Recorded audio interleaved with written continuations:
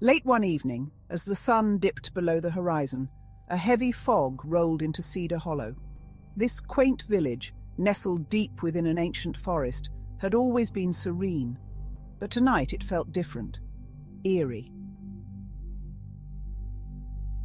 At the edge of the village stood an old mansion, long abandoned and rumored to be haunted. The locals swore they could hear whispers in the wind and see fleeting shadows through its broken windows. Few dared to go near, and none ventured inside. Isabella, a brave and curious young woman, had recently moved to Cedar Hollow. Intrigued by the mansion's dark tale, she decided to explore it. Armed with only a flashlight and a camera, she set off at twilight.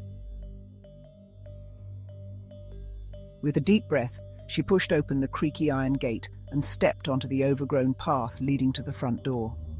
Each step she took felt heavier than the last, as if an unseen force was trying to hold her back. Inside, the mansion was a labyrinth of decayed grandeur. Cobwebs adorned the chandeliers. Dust blanketed the once luxurious furniture.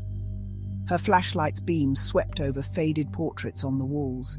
Each face seemed to follow her, eyes glinting with long-forgotten secrets. Suddenly, a faint whisper echoed through the corridor.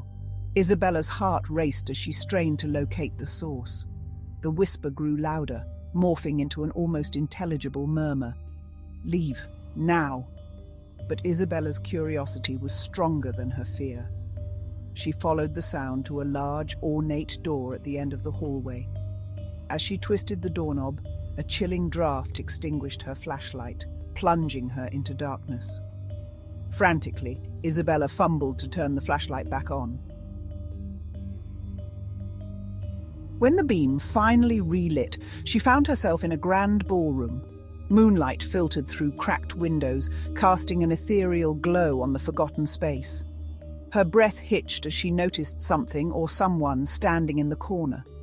A ghostly figure, a woman in a tattered white dress, floated silently, her eyes reflecting centuries of sorrow. She lifted a translucent hand and pointed to the far end of the room, where an old, dust-covered mirror stood. Compelled by an unseen force, Isabella approached the mirror. As she peered into its foggy glass, the reflection of the room wavered. The ghostly woman was gone, but in her place there appeared a shadowy figure, looming behind Isabella.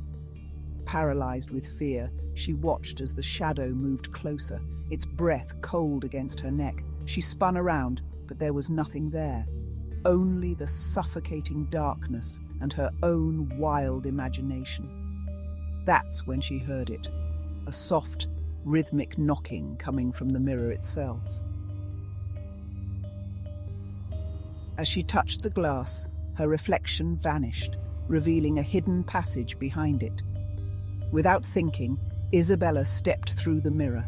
She found herself in a dimly lit corridor, lined with cells. The air was thick with despair, and the moans of tormented souls echoed all around. At the end of the corridor, she saw a figure slumped against the wall, another ghostly prisoner trapped by the mansion's curse. The ghost raised her weary eyes to Isabella and whispered, "Free us. Destroy the heart of the curse." Trembling, Isabella followed the ghost's pointed finger to a small alcove where a grotesque, pulsing, heart-like mass lay suspended in midair. The air around it crackled with dark energy. Gathering her courage, Isabella smashed the grotesque heart with a nearby iron rod. The mansion shuddered violently, and the ghostly forms around her began to dissolve into mist, their mournful wails transforming into whispers of gratitude.